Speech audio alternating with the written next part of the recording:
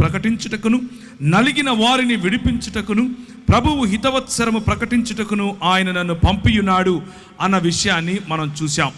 అదే దేవుని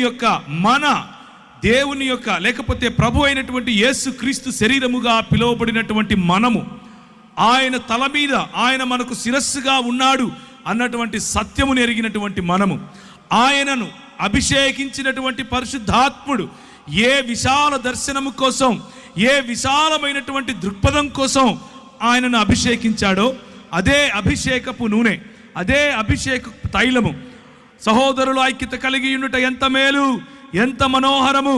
అది అహరోను తల మీద పోయబడి తన గడ్డము మీదుగా కారి తన చొక్కాయి అంచుల వరకు, అంటే మొత్తము శరీరాన్ని నింపేటటువంటి, మొత్తము శరీరాన్ని తడిపేటటువంటి పరిశుద్ధాత్ముని యొక్క అభిషేకమును గురించి మనం మాట్లాడుకుందాం.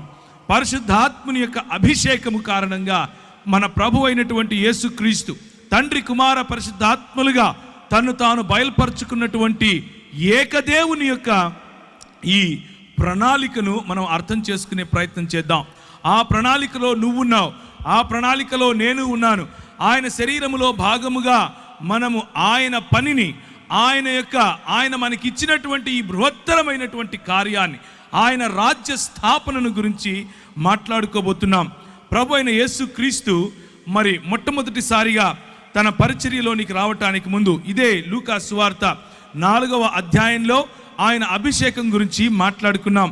ఈ 4వ అధ్యాయంలోనే 4వ వచనం నుంచి కనుక మనం చూసినట్లయితే ఆయన అంటున్నాడు, మొదటి వచనం నుంచి, యేసు పరిశుద్ధాత్మ పూర్ణుడై యోర్దాను నది నుండి తిరిగి వచ్చి 40 దినములు ఆత్మచేత అరణ్యములో నడిపింపబడి అపవాది చేత శోధింపబడెను.